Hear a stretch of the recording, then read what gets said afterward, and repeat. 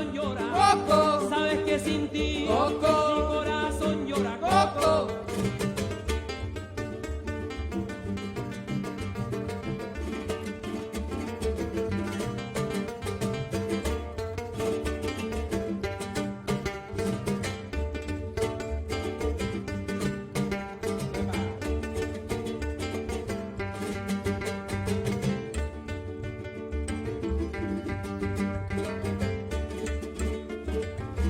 Los barcos están varados porque no les sopla el viento, porque no les sopla el viento, los barcos están varados. Los barcos están varados porque no les sopla el viento, porque no les sopla el viento, los barcos están varados. Y por eso no han entrado los barcos a Sotavento, los barcos están varados porque no les sopla el Y viento. por eso no han entrado barquitos a Sotavento, barquitos a Sotavento, por eso no han entrado. Coco, escuchen señores, Coco. vuelvan a escuchar. Coco. Los pájaros rojos Coco. en el carrizal Coco. ya están aburridos Coco. de tanto cantar. Coco. Porque de mi gusto Coco. es el cardenal. Coco. La quebrantahuesos Coco. viene desde lejos Coco. a cobrar distancia Coco. de sus huesos viejos. Coco. Ahí se van las aguas Coco. y llegan elotes, Coco. calabazas tiernas Coco. y chilacayotes. Coco.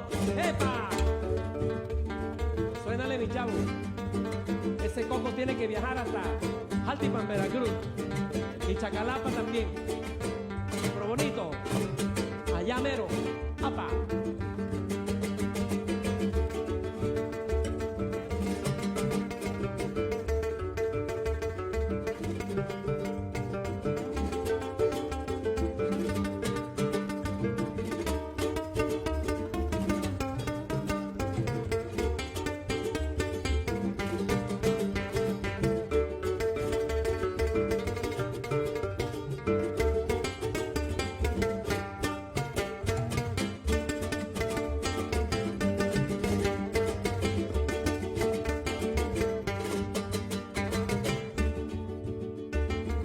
Dicen que el coco es muy bueno guisado, en especia fina guisado, en especia fina.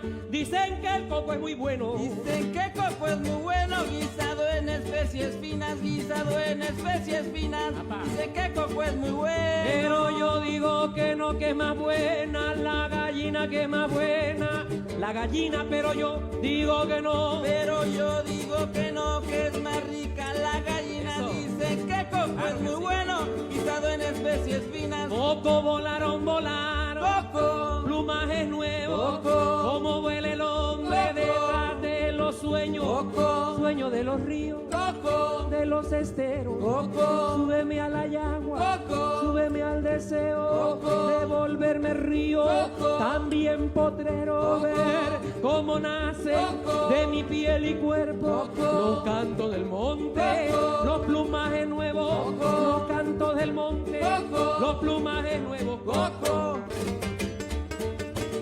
¡Qué bonito!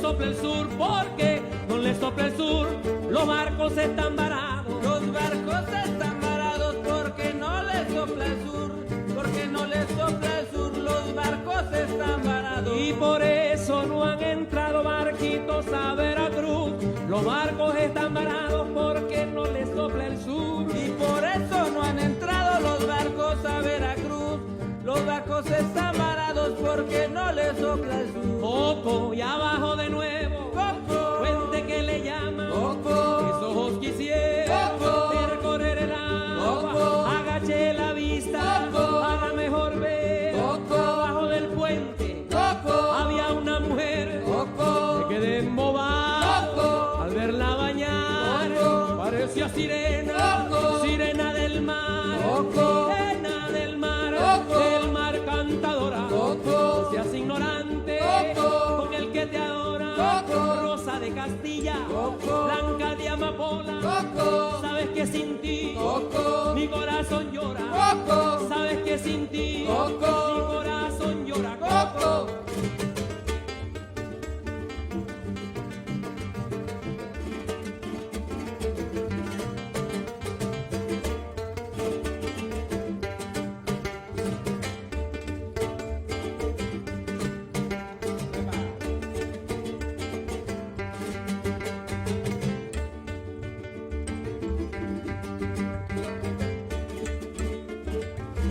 Los barcos están varados porque no les sopla el viento, porque no les sopla el viento, los barcos están varados. Los barcos están varados porque no les sopla el viento, porque no les sopla el viento, los barcos están varados. Y por eso no han entrado los barcos a sotavento, los barcos están varados porque no les sopla el Y viento. por eso no han entrado barquitos a sotavento, barquitos a sotavento, por eso no han entrado. Coco, escuchen señores, Coco, vuelvan a escuchar. Coco, los pájaros rojos Coco, en el carrizal Coco, ya están aburridos Coco, de tanto cantar, Coco, porque de mi gusto Coco, es el cardenal. Coco, La quebrantahueso Coco, viene desde lejos Coco, a cobrar distancia Coco, de sus huesos viejos. Coco, Se van las aguas Coco, y llegan elotes, Coco, calabazas tiernas Coco, y chilacayotes. Coco, ¡epa! Suénale, mi chavo.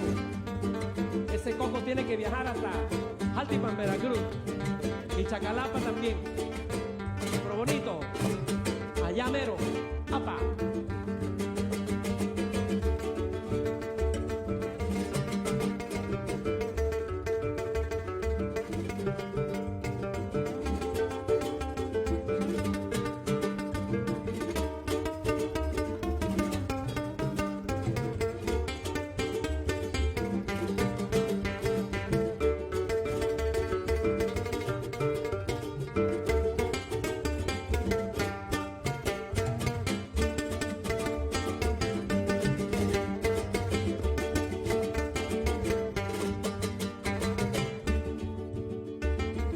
Dicen que el coco es muy bueno guisado, en especia fina guisado, en especia fina. Dicen que el coco es muy bueno. dicen que coco es muy bueno, guisado en especies finas, guisado en especies finas. Apa. Dicen que coco es muy bueno. Pero yo digo que no, que es más buena la gallina, que es más buena la gallina, pero yo digo que no. Pero yo digo que no, que es más rica la gallina. Eso. Dicen que coco Claro es que muy sí. bueno, guisado en especies finas. Coco volaron, volaron, Coco, plumajes nuevos, Coco, como vuela el hombre Coco, detrás de los sueños, Coco, sueños de los ríos, Coco, de los esteros. Coco, Súbeme a la yagua, Coco, súbeme al deseo Coco, de volverme río. Coco, También potrero Coco, ver cómo nace Coco, de mi piel y cuerpo Coco, los cantos del monte, Coco, los plumajes nuevos, Coco, los cantos del monte, Coco, los plumajes nuevos. Coco. ¡Qué bonito!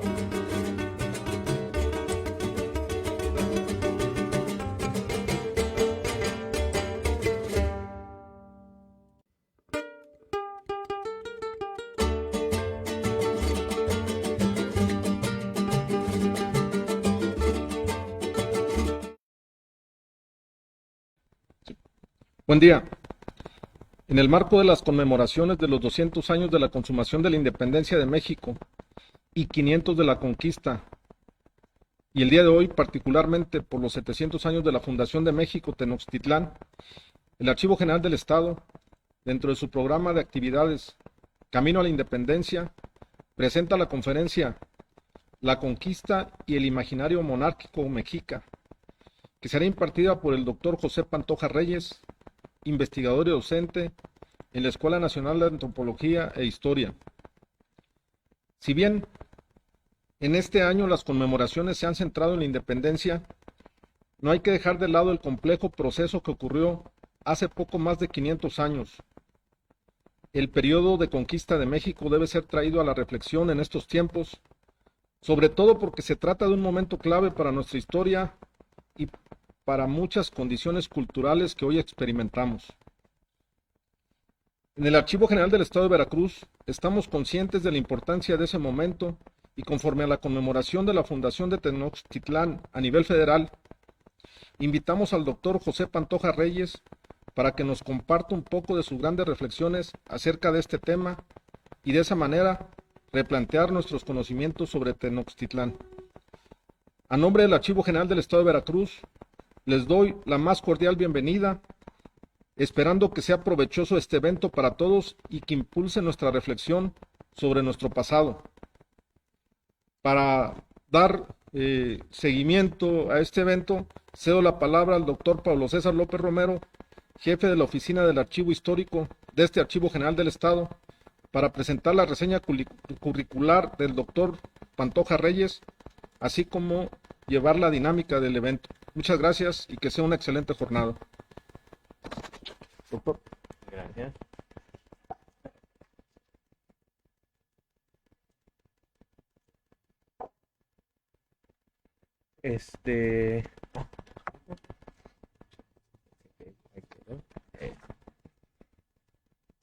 Bueno, buenos días a todos.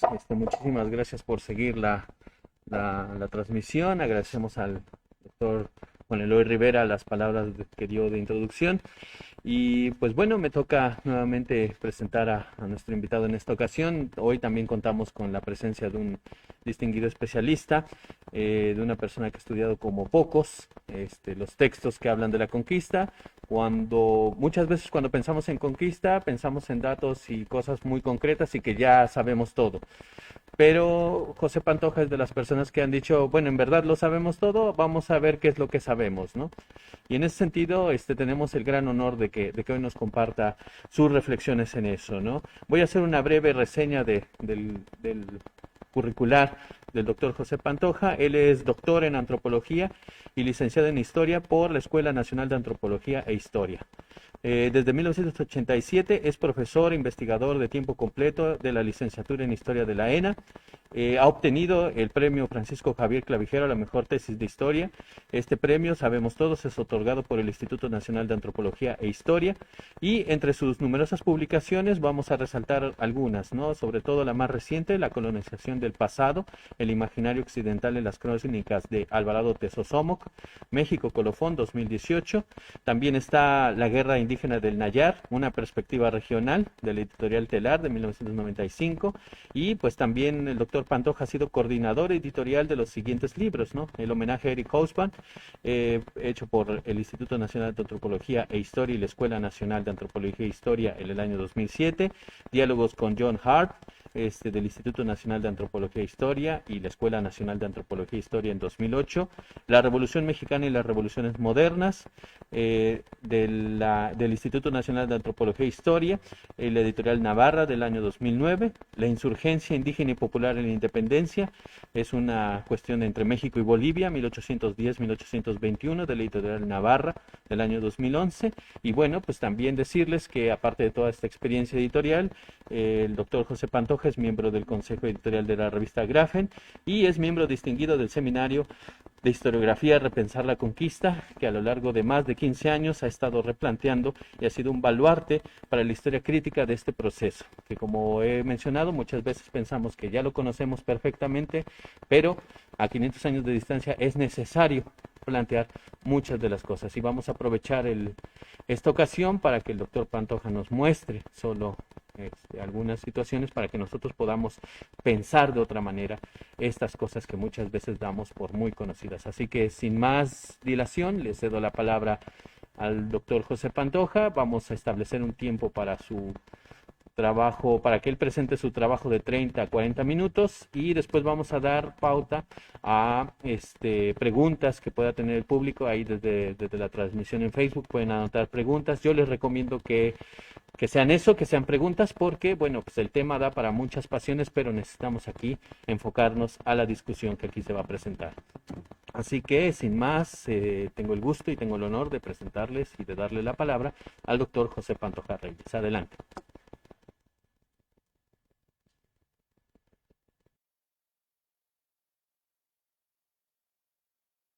Perdón, es que un poquito de eco por acá. Bueno, te agradezco mucho, Pablo, la presentación.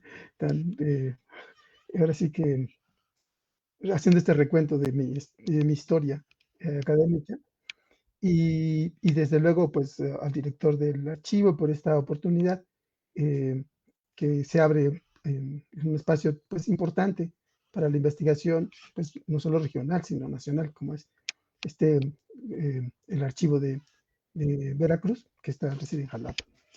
Ese es lo primero, entonces, me parece que es muy oportuno abrir espacios de reflexión sobre el tema, porque efectivamente hay una doxa, le llamamos una doxa, es decir, un discurso ya armado de la conquista que parece ya no tener fallas, ¿no? Es decir, que ya está resuelto y y sobre eso se trabaja. Entonces, lo que vemos en general en este momento de celebraciones, porque no solamente es de conmemoración, para algunos se ha planteado este momento como una celebración, la conquista como una celebración.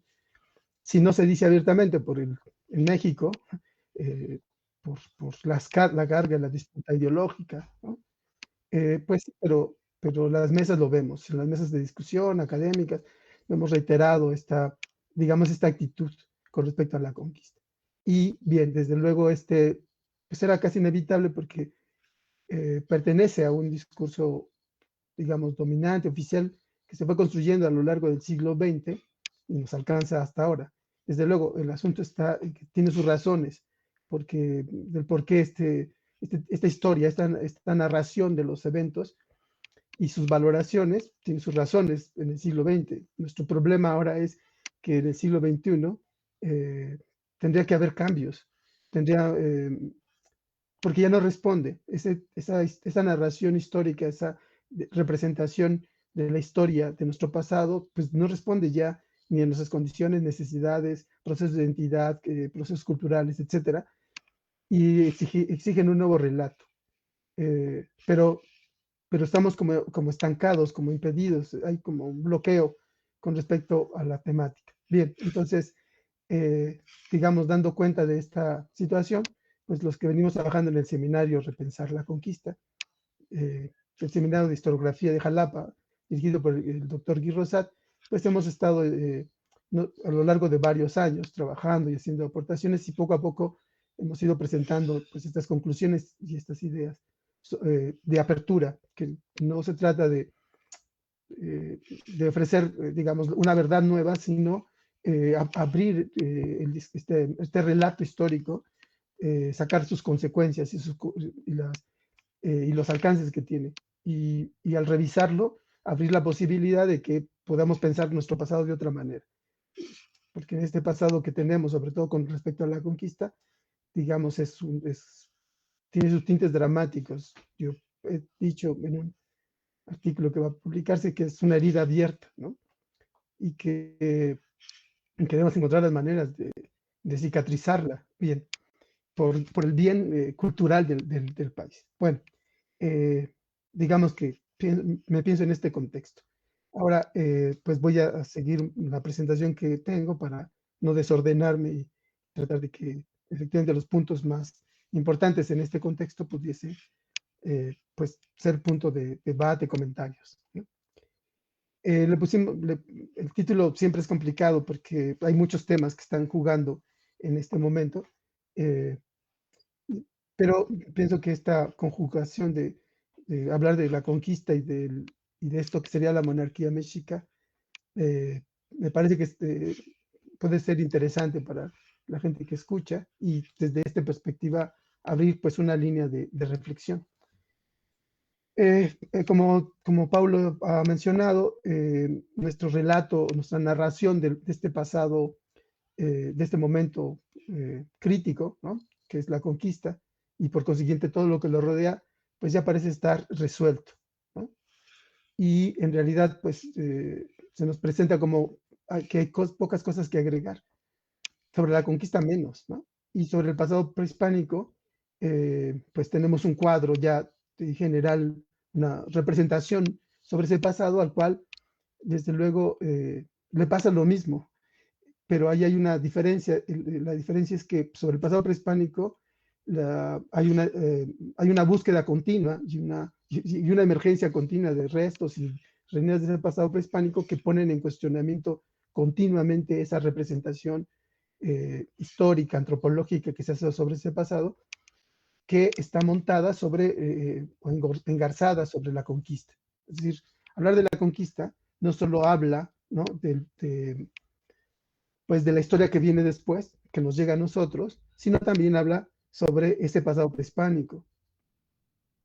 Bien, y si nos fijamos en las mesas y el debates que hay ahora, algunos investigadores que han, digamos que están, que han participado en la construcción de esta narración dominante, esta representación dominante sobre ese periodo, incluso sienten pues cómo es que ese discurso, que parece muy homogéneo y acabadito, enfrenta problemas, y esos problemas ahora se expresan como ciertos momentos de matiz o de cuestionamiento que ahora podemos ver. Bien, pero para hablar de qué relato estamos diciendo, recuerden que hay una especie de narrativa ya muy estructurada.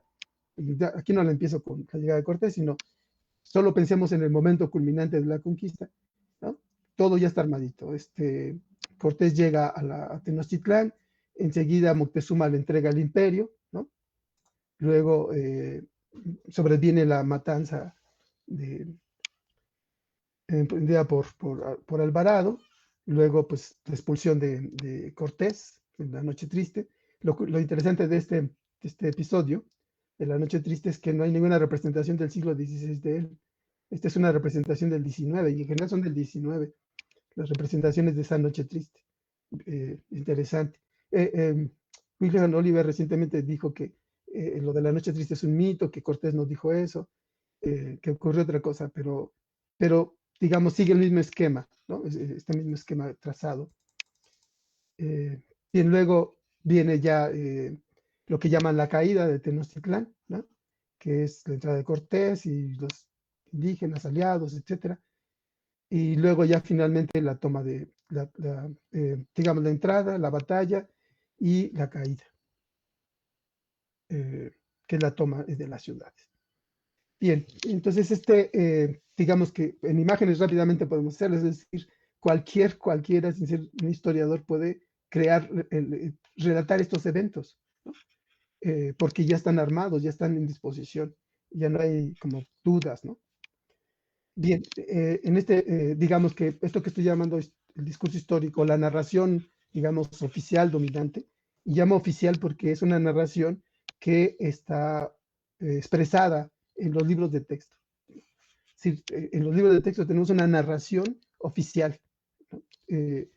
Y esta narración oficial surge pues, de un discurso, de un relato que han hecho antropólogos, historiadores, y que ahí se sintetiza, digamos, ¿no? Por eso digo que es oficial, no solamente es dominante, sino también es oficial. El carácter de esta narrativa, de este relato, pues es que es de corte nacionalista. Es decir, el relato que nosotros hoy tenemos tiene su origen después de la Revolución y tiene este sesgo nacionalista. Se habla de la conquista y se habla del pasado prehispánico pensando en la construcción de una nueva nación mexicana y proponiéndose construirle una identidad específica a esa nación mexicana. Hay muchos debates sobre lo que es el ser mexicano, de las dificultades de la identidad nacional mexicana en el periodo, pues, es decir, estamos hablando de los años 20 a los años 30, 40 alcanza, tal vez, en el que el nuevo Estado, el nuevo régimen, dice hay que construir de nuevo los elementos nacionales y de identidad nacional para movilizar a toda la gente e integrarla que ese es un elemento. El Estado revolucionario piensa que todo está disgregado, que además lo regional, las diferentes lenguas, las cuestiones étnicas, son una traba para el desarrollo nacional, y entonces propone homogeneizar el país. Y esa homogenización del país implica establecer una nueva identidad nacional. Y la propuesta es hacer una identidad mestiza, ¿no? Ahora los mexicanos son mestizos, cuando antes pues no lo eran. Los trazos de identidad eran de otra manera. Pero en el siglo XX este régimen dice, no, todas esas diferencias que tienen los mexicanos son una traba y hay que eliminarlas, y por tanto hay que enseñar a los indios a hablar castellano, hay que romper las regiones para que ya no se empiecen como soy veracruzano antes que mexicano, sino soy mexicano primero y luego lo que venga, ¿no? Etcétera. Y entonces se piensa esta cosa digamos, esta cosa bizarra que es el mestizaje, que a veces es racial, a veces es cultural, ¿no? A veces están juntos, y que lamentablemente esta perspectiva identitaria, en lugar de eliminar la discriminación y las diferencias, las acentuó. Es decir, y hizo que la cultura mexicana fuera discriminatoria, la cultura nacional mexicana fuera discriminatoria. Porque lo que no es mestizo entonces está mal, ¿no? Si eres de origen español y lo reclamabas y valorabas eso, pues había que educarte, disciplinarte, quitártelo, ¿no?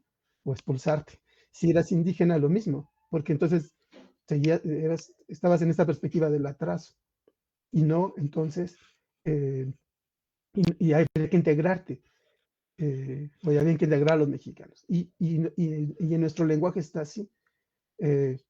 Ahora, Federico Navarrete, que dirige un programa con noticias de la UNAM, había hecho un libro antes sobre justamente el asunto de la discriminación y el lenguaje discriminatorio, que surgió hace, digamos, tiene un par de años, que revivió todo el debate por el cambio de régimen, por un conjunto de movimientos que hacen evidente este racismo, que además es un clasismo en México, ¿no? Bien, pero está vinculado a esta forma de construir identidad. Ahora, esa identidad nacional, mestiza, se le pensó también una historia, en la medida que se plantea lo mestizo, dice, bueno, ¿cuándo empezamos a ser mestizos? Y a partir de ahí se le trata de dar un fundamento histórico. Desde luego, el fundamento histórico de ese mestizaje estaría en la conquista. Por eso la conquista se presenta para el discurso histórico nacionalista como un hecho fundacional.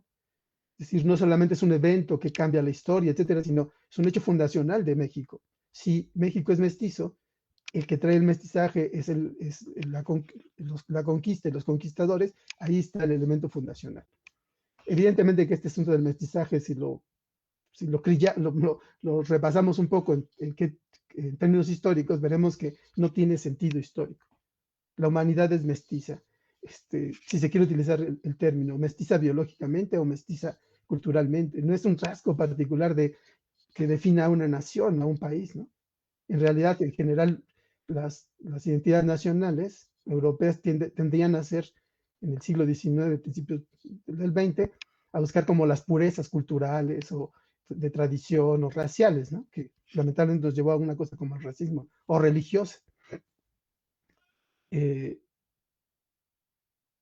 Digamos, se buscaba eso en el contexto de que en realidad la historia se crea en estas conjugaciones, síntesis, movimientos migratorios, culturales, etcétera, por lo cual lo del mestizaje no es un buen asidero identitario, pero en México lo hizo, sirvió como una coartada. Este mestizaje sirvió una coartada para occidentalizar el país en términos modernos, es decir, pensando que la nueva nación debe ser moderna, urbana, industrial, estar al día de la ciencia, etcétera, etcétera. Y era una especie de coartada para occidentalizar el país. Pero bueno, no voy a decir ese camino, sino regresamos. Entonces, justo el mestizaje que interesa no es el mestizaje que pudo haber sido entre mayas y mixtecos o náhuatl y ñañús, etcétera. Es decir, todos los procesos históricos anteriores a la conquista, ese mestizaje no importa. En realidad, cuando se habla del pasado prehispánico, se trata de establecer los ñañús diferentes a los náhuatl diferentes a los bueno, diría totonacas, pero porque esto es común, pero estoy diciendo palabras que se designan, no las propias pues de estos grupos, pero ese mestizaje no importa, ¿no? Por eso Duverger hizo un libro acerca del mestizaje, el primer mestizaje, que es como intentar buscar, rastrear el mestizaje post-conquista hacia atrás. Pero no importa, el que importa es el otro, es el que agrega el elemento europeo y occidental. Bien, espero no estarme tratando demasiado porque se va a acabar el tiempo y no voy a entrar al tema. Entonces, por eso resulta tan importante en términos del discurso histórico nacional. Incluso equiparado a la par o más importante que el propio de la independencia, ¿no? Que da origen al Imperio Mexicano y a la República. Porque no solamente crea un Estado, sino impone una civilización, integra un territorio, una sociedad a un proyecto civilizatorio que es el occidental, ¿no? La independencia pues daría una forma, en todo caso, una base particular a una colectividad y a partir de ahí crea un proyecto político, ¿no? Pero la conquista es vista como esto, como el lugar, el momento en donde este territorio logra integrarse a la civilización occidental y salir de su marasmo, salir de su atraso, salir de sus imposibilidades. Gracias a la conquista se funda entonces, o se establece, se impone la civilización occidental en América. Y en todo caso, lo que el mestizaje hablaría de las adaptaciones que tuvo que tener ese proyecto civilizatorio en América, no del triunfo de lo indígena, ¿no? O de un lugar importante ese mestizaje, no es exactamente al revés. Siempre que hablamos de mestizaje a partir de la colonia son las adaptaciones de la cultura occidental y hispana en América. Ese es el resultado, digamos, ese es cuando se habla del mestizaje. Incluso la visión de los vencidos, que haría una oda al mestizaje, dice esto. La posición de los indígenas en ese mestizaje es el de los vencidos, ¿no? Ese es su lugar y es una naturaleza que no se va a cambiar nunca. Siempre serán vencidos desde esa perspectiva y siempre integrarán el mestizaje desde ese lugar. Es una especie de naturaleza, ¿no? Bueno, bien, y justamente la conquista, lo que ofrece la conquista es abrir, develar la naturaleza del mundo prehispánico. Por eso las historias prehispánicas, el mundo prehispánico hoy, se hacen a partir de la conquista. No se hacen a partir de lo que originariamente se encuentra, sin pensar en la conquista, sino se piensan a partir de la conquista. Todo el trayecto civilizatorio anterior está visto como que tiene que culminar en la conquista, ¿no? Va a culminar y va a terminar y va a ser destruido con la conquista, porque es visto como ese destino, ¿no? Todo está armado para que en un punto hubiera esa conquista y se integraran al occidente. Incluso algunos debatirían, pues, ¿podrían ser los españoles o los ingleses? Diría León Portilla, y él diría, qué bueno que fueron los españoles. Es decir, ya este territorio, esta población estaba todo dispuesto para esa conquista, incluso en sus creencias. Ya en sus creencias estaría ya la idea de que toda su historia, toda su civilización de 10.000 años iba a culminar y acabar, a integrarse, a terminar y la gente iba a integrarse al mundo occidental. Y yo digo deficiencias ontológicas aquí porque son como una naturaleza. Los indios eran técnicamente insuficientes, atrasados, nunca iban a llegar al progreso técnico. Ya, aunque luego se habla retóricamente de los grandes logros, siempre cuando llegamos a la conquista esos grandes logros no sirven de nada. Son grandes astrónomos, pero creen en presagios y profecías religiosas, ¿no? Se van a una batalla y sus arcos, sus flechas, sus armas son insuficientes a las grandes armas europeas de metal, etcétera, ¿no? Siempre, es decir, puede retóricamente hablarse del pasado prehispánico, de sus saberes medicinales, etcétera, pero cuando ya llegamos al momento de la conquista, todo eso no representa nada frente a Occidente. La insuficiencia técnica también es vista, por ejemplo, como insuficiencia productiva. Son gente que tiene hambre, pueblos que tienen hambre y que entonces por eso son caníbales. Dirán, muchos matizarán esto, pero la idea del canibalismo sí que hay artículos recientes que hablan de eso. y incluso de ecologistas mexicanos, pero bueno. Y el otro tiene una insuficiencia mental porque están muy atrasados en términos religiosos, siguen haciendo sacrificios humanos según esto. Y, y, y, y, y no pueden zafarse del horizonte religioso. Todo su mundo es religioso, ¿no? Entonces, la conquista no solamente habla de la fundación del proyecto nacional mexicano hacia nosotros, sino esta mirada de la conquista también atrapa el pasado prehispánico, ¿no? Y se mira así, todo es mirado con respecto a la conquista. Y bien, y justo, digamos, todo mundo sabría, digamos, en la medida que eventos ya están resueltos, que ya está dicho todo, que ya a partir de eso definimos la historia mexicana y americana y mundial, ¿no? Porque es Occidente triunfando sobre el mundo. Entonces ya, digamos, esto es un hecho ya. Y ese hecho pues genera vulgatas y explicaciones. Todo el mundo entonces puede hablar de esto. Los especialistas, digamos, siguen como pues dos líneas de explicación. Acá lo que puse es saqué rápidamente una explicación que aparece en un blog. Así se resuelve la derrota, ¿no? La caída de Tenochtitlan fue climas de diversos hechos, como las alianzas logradas de Hernán Cortés y las creencias de Moctezuma que habían regresado. Entonces, reclamar el trono mexica, ¿no? Dos elementos que vamos a ver presente en las explicaciones de los académicos, no solamente en estas, digamos, yo digo vulgata, ¿no? Que todo mundo sabría por qué fueron derrotados los mexicas. Porque creían que Moctezuma creyó que Cortés era Quetzalcóatl que venía a pedirle el trono. O luego, ¿no? Porque los indígenas se aliaron, se rebelaron frente a los mexicas y entonces sucedió la conquista. Bien, esto nos habla de dos tipos de explicaciones acerca de la conquista.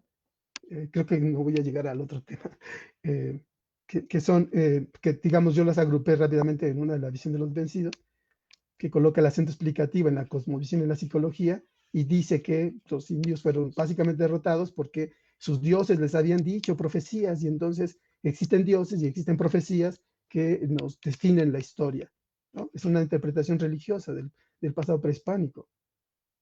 Es decir, en la visión de los vecinos nos dice que tenemos que creer que los dioses se le aparecieron a los indígenas y que les dieron profecías de que iban a entregar y a destruir y a desaparecer su historia, ¿no? Cuando llegaran los españoles ya había que entregárselo. Bien, por eso la explicación es religiosa y psicológica en la medida que esas creencias y profecías crean unos seres que están miedosos, siempre tienen miedo de que va a venir un día los dioses y les van a reclamar y les van a pedir cuentas y que entonces van a tener que entregar, ¿no? Ahí en ese caso es una especie de terror histórico, ¿no? El que les va a aparecer. Y siempre van a tener miedo, por eso tienen una religión tan bárbara, porque intrínsecamente son miedosos. Bien. Justo por eso cuando hablamos de los grandes logros, frente a esta explicación, los grandes logros no valen. Construyen enormes centros urbanos y grandes obras hidráulicas y asentamientos y etcétera, etcétera. Todo eso, a pesar, y uno dice, bueno, ¿por qué hacen eso si tienen miedo? ¿Por qué trabajar tanto si un día se los van a quitar y no saben cuándo? Va a llegar en cualquier momento. ¿Para qué hacer todo eso si ya estás esperando que vengan a salvarte, ¿no? Sacarte de tu miseria? Bien, entonces luego eso podemos revisar rápidamente digamos, los elementos que falsean esta perspectiva. Y la otra que construyeron los antropólogos y los historicismos, porque hay historiadores, pero son historicistas en general, de carácter liberal o marxistas, etcétera, ¿no? Difusionistas, antropólogos difusionistas, etcétera, que nos hablan justamente de dos elementos, hay como dos acentos. Uno, que la victoria española es por la superioridad técnica, ¿no? Claramente expresada en sus armas, pero como es superior técnicamente, se iban a imponer, ¿no? Es decir, aunque fueran poquitos y con unas armas en una batalla, la superioridad técnica, el peso de la civilización occidental, todo estaba ahí puesto, ¿no? En juego y van a derrotar a todas las otras masas prehispánicas, ¿no? Y el otro argumento, cuando esto históricamente revisamos, vemos los documentos de época, vemos los armamentos, el funcionamiento de la guerra, se hace la revisión histórica del proceso y se ve que ni eran tantas armas, ni eran eficaces, etcétera, etcétera. Y entonces el asunto tecnológico en la guerra, ni siquiera en la guerra, en esta llamada conquista, resulta que no son suficientes para ganar las batallas. Aparece entonces, es que Cortés era un gran genio, bien, un genio que en meses entendió a los prehispánicos, entendió su cultura, entendió la lógica de poder y la usó, bien. Eso estaría en el siguiente, porque el siguiente argumento es que como había un imperio terrible, un imperio mexica terrible, que sometía y explotaba a todos los prehispánicos, estos cuando ven a Cortés, casi casi viéndolo, ya dicen, sí, vamos a liberarnos de los mexicas y vamos a derrotarlos. Gracias, españoles. Gracias, Cortés, por venir a salvarnos contra este imperio mexica. Nosotros no podemos, somos incapaces. Gracias porque veniste a hacerlo. Y esa es la segunda explicación, ¿no? La explicación de que todos los prehispánicos, pueblos originarios, estaban dispuestos ya así para derrotar a los terribles mexicas. Bien, ¿cuál es la conclusión de este segundo argumento? Que son los propios indígenas los que se conquistan, ¿no? Nada más que el único hecho es que Cortés y los españoles son los que dominan. Es como interesante, ¿no? Las grandes masas derrotan a los mexicas, tienen poder, pueden imponer sus condiciones y resulta que se lo entregan a Cortés. Como Moctezuma le entregó el imperio a Cortés. Bien. Ahora, digamos es que este es el conjunto de explicaciones. Como se puede ver, en realidad en el fondo hay una perspectiva muy racista, discriminatoria y colonizada en estas historias nacionalistas. Los indígenas no pueden pensar por su propia cuenta, no tienen fuerza, son frágiles, son fanáticos, etcétera, etcétera, ¿no? Y además es un discurso que se repite en el siglo XX para describir a los indígenas contemporáneos. Además que los indígenas contemporáneos son vistos, desde luego, por la antropología mexicana como alguien que no tiene historia, es decir, son los mismos siempre. Nunca la conquista no les pasó por encima, siguieron siendo lo mismo. El siglo XIX tampoco, la revolución tampoco. No, a los indígenas no les afecta nada de lo que ocurra, ¿no? Siempre siguen teniendo la misma naturaleza. Por eso hay que ayudarlos, pobrecitos, siempre hay que ayudarlos porque ellos nunca van a poder por su cuenta, ¿no? Bien, como que el tono cambió, pero en realidad este discurso nacionalista encierra esto. Por eso no es raro que en términos de relaciones culturales o identitarias, nuestra cultura sea una cultura racista, ¿no? El discurso histórico que tenemos sobre el pasado prehispánico ya lo contiene. Entonces, es el que se da a los niños desde las primarias, a todos los niños, se los da a los propios indígenas, ¿no? A todo mundo, ¿no? Y entonces no es extraño que nos ocurra esto.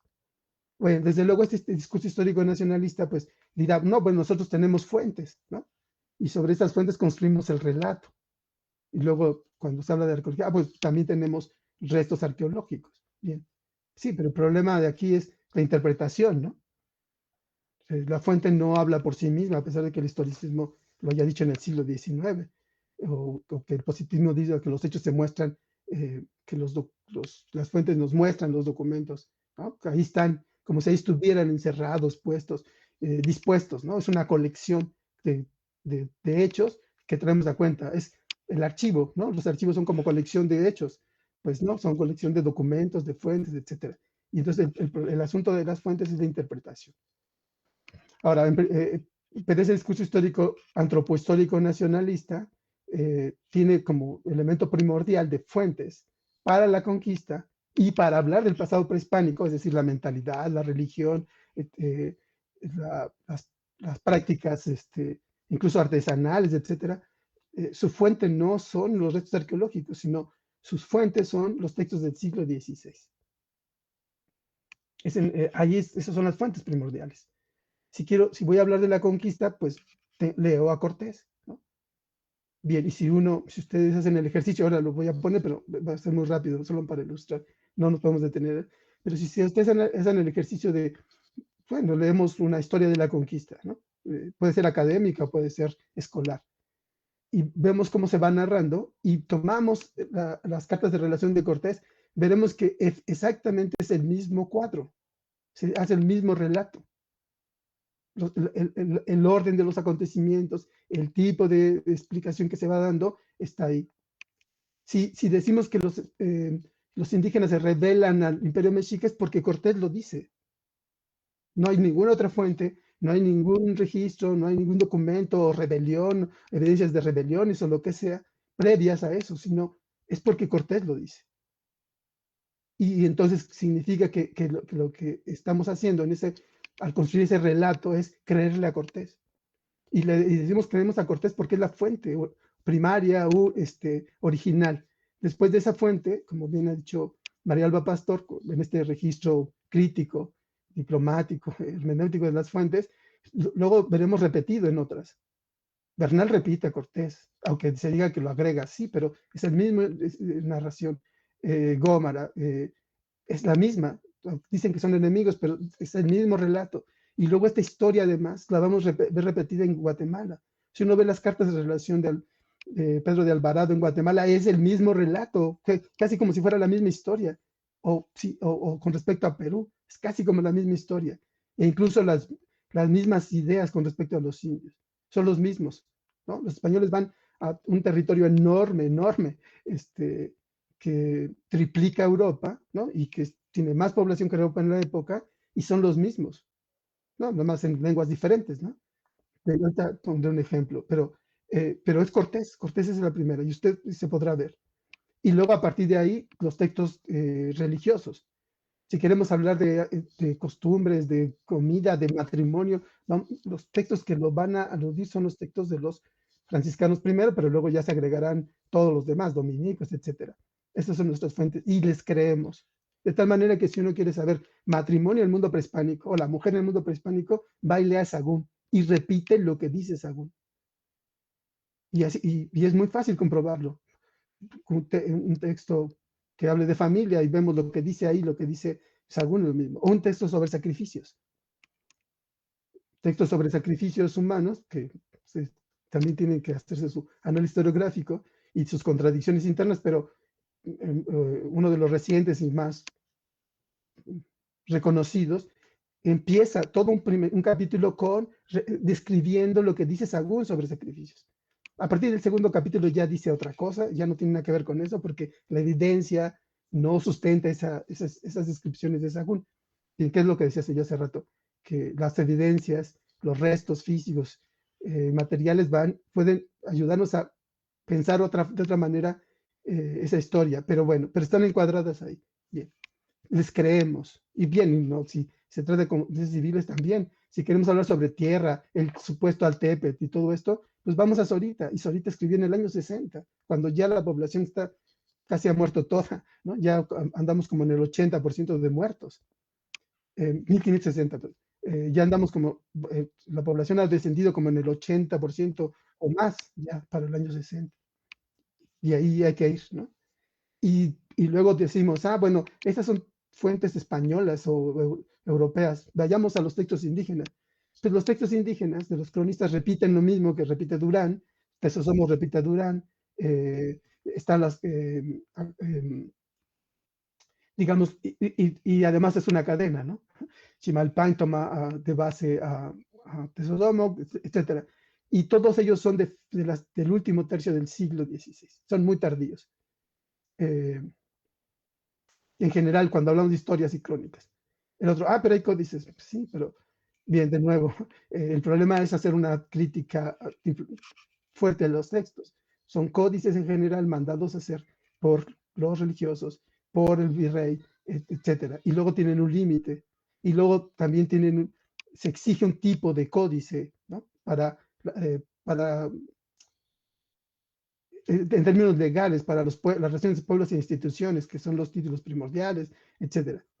Es decir, el material que tenemos es postcolonial, los textos escritos, la mayoría de códices, etcétera. Los códices prehispánicos tienen, ya sabemos, grandes dificultades de lectura. Bien, pero nuestro punto es que esa es la base. Uno diría, bueno, pues eso es lo que hay, sí, pero el problema está en que los asumimos como si fueran testigos de verdad, como si los españoles fueran capaces de describir los hechos históricos, narrar la historia de una civilización del pasado en términos verdaderos. Por eso se dice que Sagún es antropólogo, ¿no? Yo diría, si los antropólogos se reflejan en Sagún, pues ¿qué antropología tenemos en el siglo XXI, no?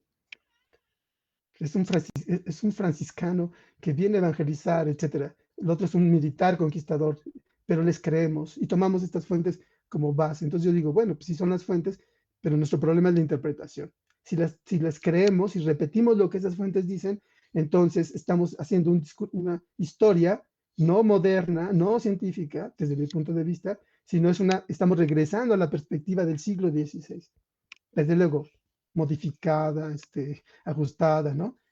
Con ciertos cánones de las instituciones académicas modernas, pero básicamente es el mismo relato. Nuestro relato sigue dependiendo de la visión del siglo XVI. Y no solamente el relato de la conquista en sí misma, sino, como insisto, sino del pasado prehispánico. Bien, no lo voy a tomar, pero justo diciendo esto si seguimos las cartas de relación, ¿no? Sobre todo la segunda carta, aquí estaría, digamos, descrito en Cortés lo que habíamos dicho hace rato. Resulta que según Cortés, llega a Tenochtitlan y casi inmediatamente Moctezuma le entrega el imperio. Le dice, tú eres, ya te estábamos esperando, tú eres el que tiene que ser, etcétera. No, esta es la primera, es Cortés tiene noticias de Moctezuma y le dice al rey, yo voy a ir, no importa qué, si lo conquisto, si lo convenzo, si lo vuelvo vasallo, ¿no? La prepotencia de Cortés, desde luego. Y ya está descrita el inicio de historia. Bien, desde luego, el problema también no hay que olvidar que estas son cartas o textos que se hacen después de los eventos. De tal manera que Cortés puede escribirla finalísticamente, ¿no? Pero bueno, esa es la primera. Luego aquí en esta segunda ya llega a Tenochtitlán y entonces le entrega el imperio, aunque no dice imperio, eso me parece interesante, que habría que retomarlo. En el curso en esta historia que va contando, los indios son amigos inmediatamente, lo ven y dicen, no, pues tú eres amigo de Moctezuma y yo soy tu amigo también. En mi casa, mi tierra, mis mujeres, todo, entra, ¿no? Según el texto. Bien. Se entrega al imperio, etcétera, etcétera.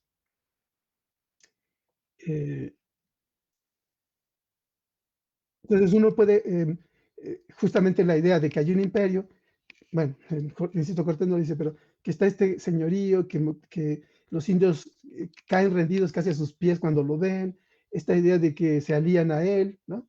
Después de que lo expulsan, habla de eso. Está en Puebla y entonces dice, no, pues es que combatí primero, pero luego ya vinieron y me dijeron que no, que se habían equivocado y era un error, pero que ellos más bien estaban en contra de los mexicas y que estos los tenían ahí aterrorizados, ¿no? Etcétera. Es todo lo que, digamos, todo este discurso nacionalista está aquí, está digamos, en Cortés. Digamos, esta descripción, ¿no? Esta suceder, esta idea de que Moctezuma entrega el imperio, lo dice Cortés, no lo dice Moctezuma, no hay un escrito donde dice, mi testamento es que, ¿no? Sino lo dice Cortés, que los indios vayan y digan, sí, queremos, no queremos con los mexicas porque nos maltratan, etcétera, pero queremos tributar al rey español, está en Cortés. Todo esto que se va hablando es puro Cortés. Las supuestas alianzas, la batalla de Tenochtitlán, la descripción de la batalla de Tenochtitlán como caída, pues es Cortés. Ahora ya le decimos la toma, empezamos a decirle, pero la caída de Tenochtitlán es dicha por Cortés, ¿no? Son expresiones que luego se han incorporado de manera sistemática, estructural a la narración histórica moderna. Bien, en ese sentido, lo que nosotros hemos propuesto en el seminario Repensar, y pues yo he tratado de mostrarlo en mis trabajos sobre las crónicas indígenas, es que estas fuentes, estas que llamamos fuentes, ¿no? En principio no son nunca de primera mano, ¿no? Sino que son elaboradas a posteriori. y además en el proceso de toma, de ocupación, de destrucción, de desaparición de una cultura, que parece no ocurrir. Es decir, cuando tratamos los textos es como si no hubiese, como si Cortés no estuviera matando gente, como si, además dicen que no mata gente, pero como si no estuviera matando gente, como si los franciscanos no estuvieran evangelizando, disciplinando, coartando, destruyendo ídolos, códices, etcétera, ¿no? Y entonces, en la calma, en algún momento de calma, no sé cómo, escriben esas fuentes. Entonces, ese es primero, no son fuentes de primera mano, son fuentes, si quieren llamarle fuentes, de segunda mano. Nosotros pensamos que son, en realidad no son historias, o estas historias y estas narraciones del siglo XVI son más bien representaciones. No hay un registro de eventos, de hechos, sino son representaciones. Son cuadros de confección. Deciden contarte una historia, y esas historias que te cuentan están hechas desde una concepción cristiana, que se puede rastrear, en donde la historia que se va a narrar, los hechos militares, la conquista, la historia prehispánica que van a narrar estas fuentes, está enmarcada en una historia salvífica, profética y providencialista, toda cristiana, no prehispánica. Cuando Crisóstomo escribe, no es, toda la estructura de la crónica mexicana tiene un carácter providencialista. No está, además le prohíben hablar sobre dioses prehispánicos. Está organizada a partir de una historia salvífica. Su idea es la salvación, y en ese marco va poniendo. No solo está eso, desde luego. Ese es el marco, incluso el marco temporal. Se habla que la mentalidad indígena tiene la idea cosmogónica de los ciclos. Bien, en la crónica mexicana no existe eso. En Chimalpain tampoco, en las relaciones. En Ixtlilxóchitl mucho menos, ¿no? Que es además como de los más tardíos. Bien, etcétera. Está ahí, ¿no? Bien, en esta historia los españoles, desde luego, son pueblo elegido.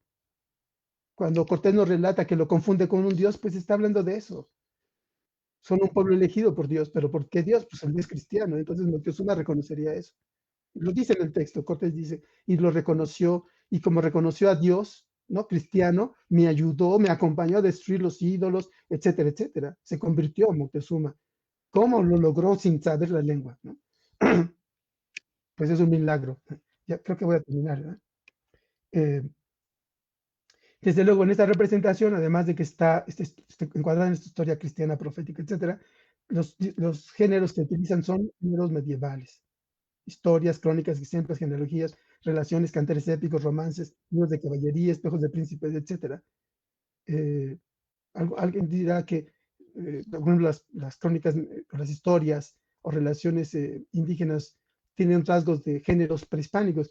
Pues tendrán rasgos, pero uno puede identificar en una lectura detenida, contextual, histórica de esos textos, cómo están vinculados a géneros de tipo hispánico y medieval, como las crónicas. La crónica mexicana que habla de monarcas sigue los modelos de las crónicas monárquicas hispánicas. Es decir, estos que escriben no piensen que son, no los han traído del campo silvestre, de algún refugio en donde se escondieron para preservar la cultura prehispánica, ¿no? Todos ellos están siendo educados en conventos, en Tlatelolco algunos, en San Antonio Abad otros, desde pequeños, desde los 10 años, y salen de esos lugares. Chimalpain nunca sale, se convierte en bibliotecario y vive ahí toda su vida en San Antonio Abad. Profesan el cristianismo. Generalmente, además, ya vienen de familias cristianizadas, que han aceptado el cristianismo, etcétera, etcétera, y que siguen estas reglas. Es decir, incluso entonces, y saben, y están vinculados a ese saber occidental que les están enseñando todos los días a través de comunicaciones, y a veces de textos, etcétera, y pueden retomar estos modelos. Aplican una retórica medieval. Uno en el texto puede identificar esas estructuras retóricas que predominan en los textos de época.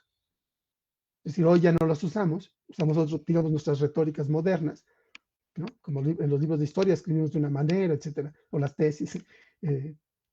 Hay una retórica, está estructurado el discurso en esos términos y se puede identificar. Y entonces los actores de estas narraciones, tanto militares religiosos, aparecen representando no hechos históricos, sino modelos, antiguas batallas, ¿no? La caída de Tenochtitlán se cuenta de la misma manera que la caída de Jerusalén, ¿no? En el siglo I, escrita por Flavio Josefo. encontrar el mismo modelo. Hay presagios, profecías, luego el escenario de la caída, la descripción de los pecados por los cuales se destruye la ciudad. Está utilizando el mismo modelo.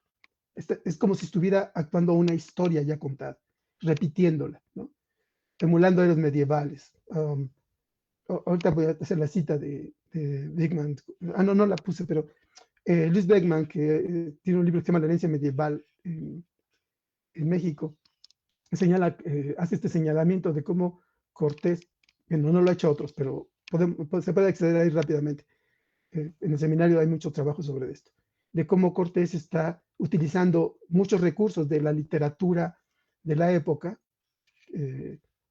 mucho oral, desde luego, hay escritos, en donde él aparece figurando, es decir, uno ve a veces a Cortés como Alejandro Magno, o sea, se autodescribe en esas escenas, o como Julio César en la Guerra de las Galias, o como el niño Cid. Hay muchos momentos en donde descripciones completas, párrafos completos son tomados de los libros de caballería y trasladados al texto de Cortés. Bien, hay que explicar desde luego esta estructura de memoria que tienen, pero aparecen repitiendo, entonces se significan, se emulan estos personajes y luego también escenifican pasajes bíblicos. De tal manera que lo que tenemos es una representación, una nueva representación de eso, pero no estamos frente a una cultura con mentalidad histórica. Es decir, están interesados por el pasado, pero por razones no históricas. Tiene que ver con el cristianismo, con las creencias cristianas, con los mitos cristianos, con las instituciones feudales, ¿no? Como los linajes, la genealogía, etc. Pero no tienen un pensamiento histórico. No están en esa disposición mental de escribir un evento como lo haría un antropólogo moderno o un historiador moderno, ¿no? De registrar hechos que sean totalmente seculares y humanos. En todos los eventos que ellos van a describir está la mano de Dios, etc. Bien, estos elementos, a considerar en estos textos, significa que tenemos que hacer un esfuerzo por historizarlos, no asumir que son textos de verdad, que nos cuentan la verdad que pasó, ¿no? Que nos cuentan la verdad, por ejemplo, sobre los sacrificios humanos. Cortés habla de los sacrificios humanos, pero nunca describe un sacrificio humano, porque no lo vio, porque es un elemento retórico que utiliza el cristianismo. Y en ese sentido, al trabajar los textos y al deconstruirlos, como a seguir Rosat, ¿no? Que es el que, digamos, abre el camino de este procedimiento epistemológico, al penetrar en los textos y iniciar ese proceso de construcción de sus contenidos, nos permite vincularlos a su época. Hay muchos elementos que nos permiten remitirlos, son textos del siglo XVI, escritos en el siglo XVI, y insertos en esa cultura, tanto en sus creencias religiosas, como en sus prácticas de escritura, como en sus tradiciones de comunicación, los sistemas de comunicación en los que están, ¿no? Y por consiguiente, pues ahí aparecen, ¿no? Y ustedes decían, ¿cómo podemos saber eso? Bueno, desde luego, hay que remitirnos a la época y hay que tratar de construir la época, no sacar los textos de su época para obligarlos a decirnos esas verdades, ¿no? Hay que tratar estos textos como objetos de investigación. Y ya, bueno, pero a mí lo que me interesa son los hechos. Sí, pero no tenemos hechos. Para poder tener un relato, una imagen nueva de la conquista, o una imagen de la conquista que digamos que soporte este proceso de construcción, pues primero tenemos que hacerlo. Y esa es una labor, digamos, muy acuciosa, que requiere esfuerzo, pero ya en este momento ya no es nueva. Todos los que estén interesados ya tienen una base sobre la que partir. El seminario ha trabajado mucho, hay ya muchos textos que van trabajando, y no solamente en México. Lo interesante es que también estos procesos se están haciendo en Europa. Hay un libro sobre estas como herencias medievales en los textos del siglo XVI y XVII, ¿no? que remontan justamente cómo es que la literatura del medieval está presente hasta Cervantes. Es interesante ese ejercicio, ¿no? Bien. Ok. Entonces, entrar a ese proceso de construcción para contextuar históricamente los textos y ver cómo se producen en su época, qué mentalidad tiene, los recursos literarios, etc. Bien. y descubrí que entonces lo que tenemos más que hechos son representaciones. Yo le pongo aquí unos tópicos históricos. Estos tópicos no quiere decir que estén desligados de los eventos, ¿no? Sino el asunto es cómo esta gente cuenta, cómo Cortés cuenta, desde cómo mira las cosas, cómo mira los eventos, ¿no? Y qué está haciendo. Bien, por ejemplo, un elemento, yo he trabajado lo de la quema de la tortura a Cuauhtémoc, la quema de los pies, y yo pues lo hice, en un primer momento lo hice digamos, desde la estructura simbólica cristiana y medieval, del significado de por qué quemarle los pies, qué significa en el contexto del cristianismo y luego, desde luego, de la Inquisición, etcétera, esto de torturar y quemarle los pies. Bien, ese fue un primer base. Ahora he encontrado que ese relato sobre la tortura de las quemas de Cuauhtémoc está en el Mio Cid. El Mio Cid hace esa misma quema, esa misma tortura a, no sé, bueno, tiene un cargo de Valencia, están conquistando, los cristianos están entrando a Valencia, están tomando y también le quiere arrancar donde está el tesoro oculto y lo tortura quemando los pies. Y el relato es casi lo mismo. Bien, entonces por eso surgen tópicos, ¿no? Entonces unos tópicos derivan de la conquista española, ¿no? Que tiene que ver con, por ejemplo, con el imperio, la caída del imperio, la caída de Tenochtitlán, la captura de Cuauhtémoc. Otros tópicos, como el imperio azteca. Es un tópico que se les presenta a los españoles, no es que exista realmente.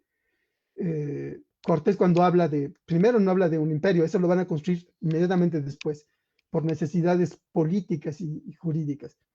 Habla de señorío, ¿no? Es decir, ¿por qué, digamos, utilizar el término señorío para los prehispánicos cuando el término es feudal? Y así pasa con un montón de cosas, como el término de monarquía, imperio, monarquía, señorío, etcétera. Desde luego aquí el imperio azteca implica, su existencia implica que hay un imperio mejor, ¿no? Que se superpone a este imperio prehispánico que es el español. Bien, pero esa superposición y esa invención, ¿no?, historiográfica requiere de todo un andamiaje y el modelo de andamiaje pues, es occidental, que tiene que ver con la supuesta salida el supuesto origen de las cuevas de Tezosomoc, la peregrinación, la fundación de Tenochtitlán, las guerras sacrificiales, los tributos, la monarquía, etcétera. Todo un aparato narrativo que se requiere para hablar de ello, si no está en el vacío. Y eso se va construyendo. Los primeros textos no hablan de esto, sino van construyendo esta figura del imperio conforme va avanzando el siglo, conforme los españoles se van asentando y además están en disputas múltiples. De hecho, cuando Cortés habla del señorío, habla de tiranía. Y uno puede decir inmediatamente desde la postura materialista o marxista o democrática o progresista, diría, no, sí, esos mexicas son unos tiranos. Cortés dice que son unos tiranos porque dicen los pueblos a los que se va topando que los maltratan, que les quitan sus mujeres, ¿no? Que los llaman para sacrificarlos, etc. Y ahí está la clave, sacrificio. Es una clave, es decir, es una clave narrativa, no es un hecho histórico. Y tiranía está vinculado a este elemento religioso. Nosotros lo hemos convertido en un asunto vinculado a la idea de la explotación y la subordinación, pero Cortés no está diciéndolo así. Cortés lo está diciendo en términos religiosos. Está hablando de que hay una dominación religiosa, pero bueno, eso es, digamos, a la hora de penetrar en el asunto.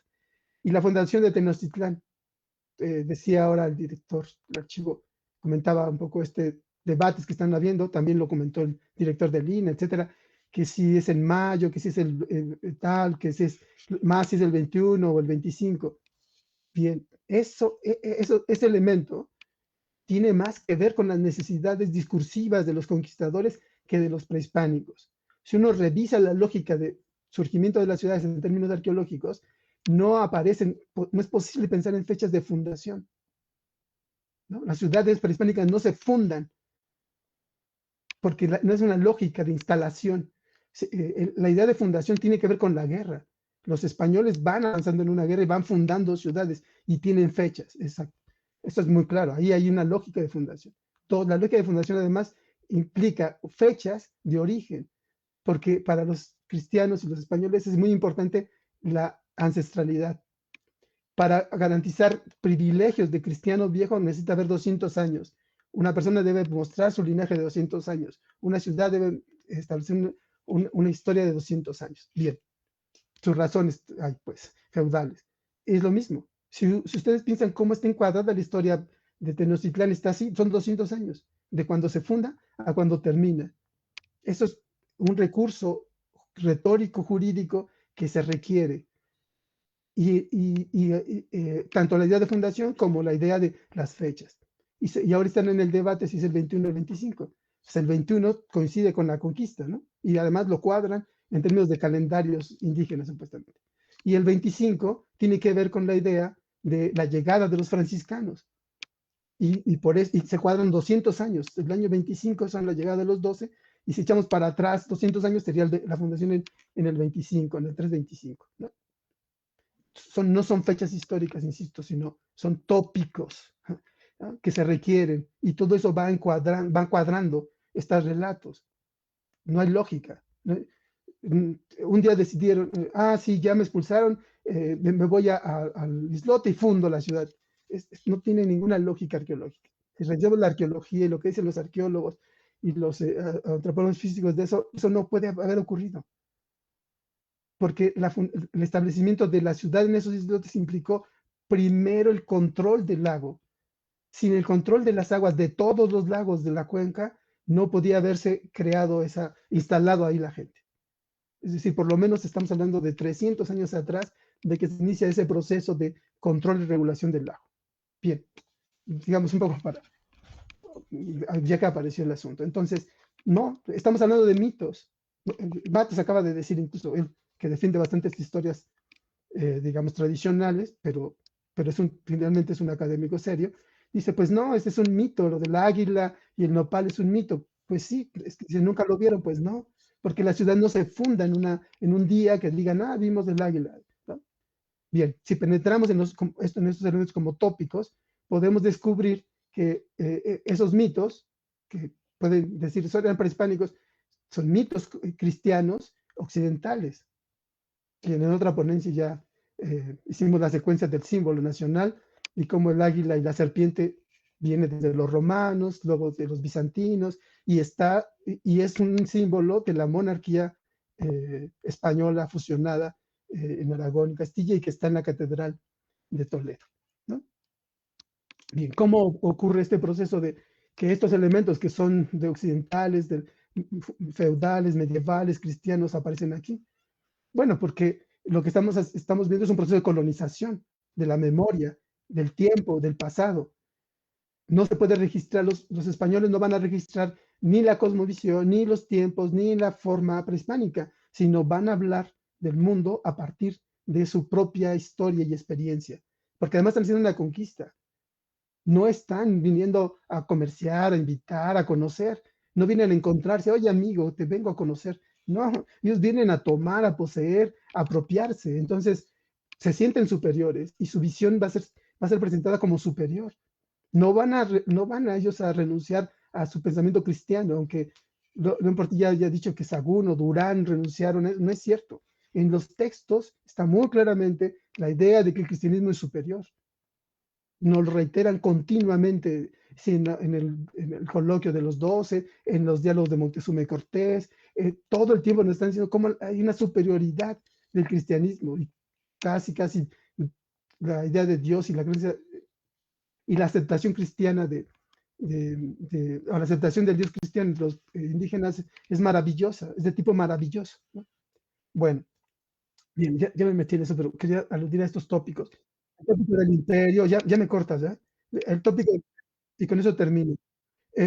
La idea del imperio, que yo estoy diciendo que no existe, que es un imperio imaginario, que se lo van a inventar, que es un elemento que Cortés necesita para convalidar su expedición y que el rey no le vuelva a mandar, que no sigan mandando, ¿cómo se llama?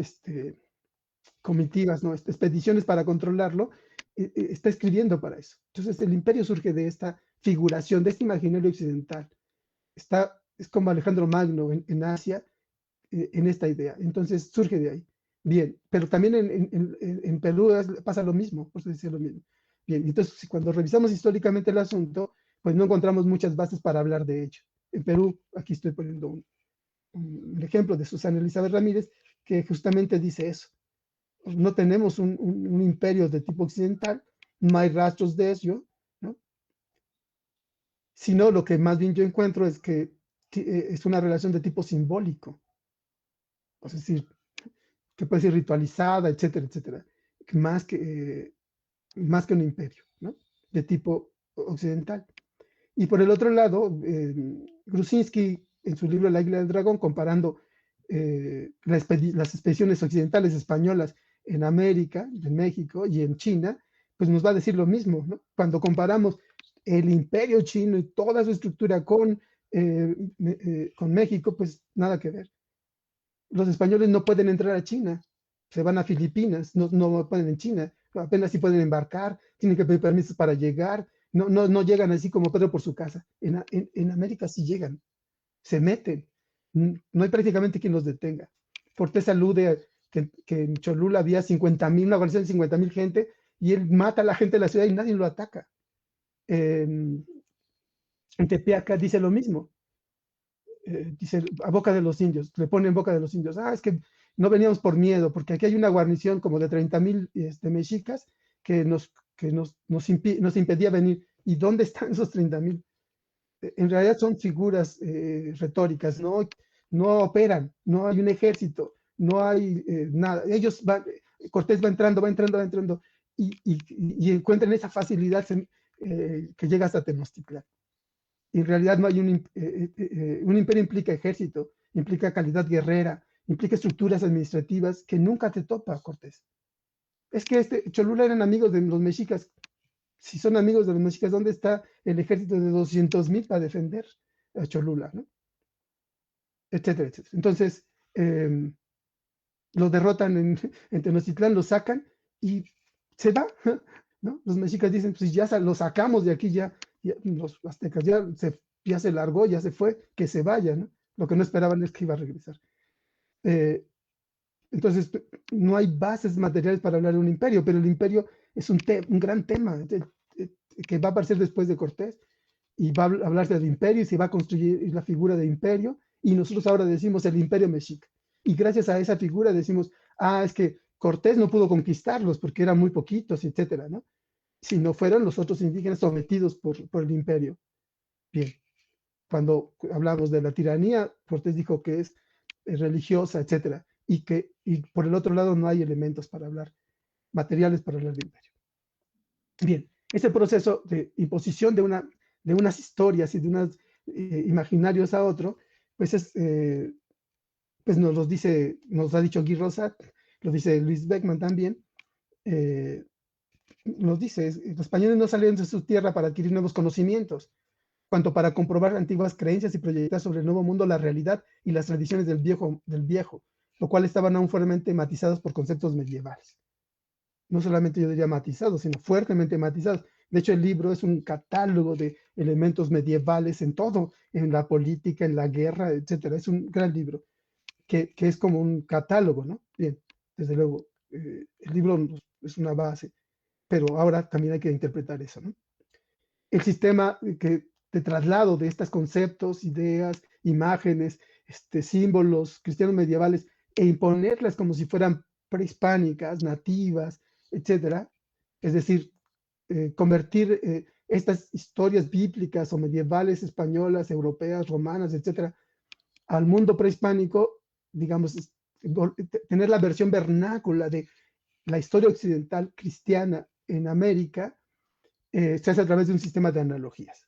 Este sistema de analogías es un recurso, es un procedimiento en el que en apariencia tú estás retomando el objeto que vas a conocer y comparándolo con el que ya conoces. No, la analogía sirve justamente para sustituir.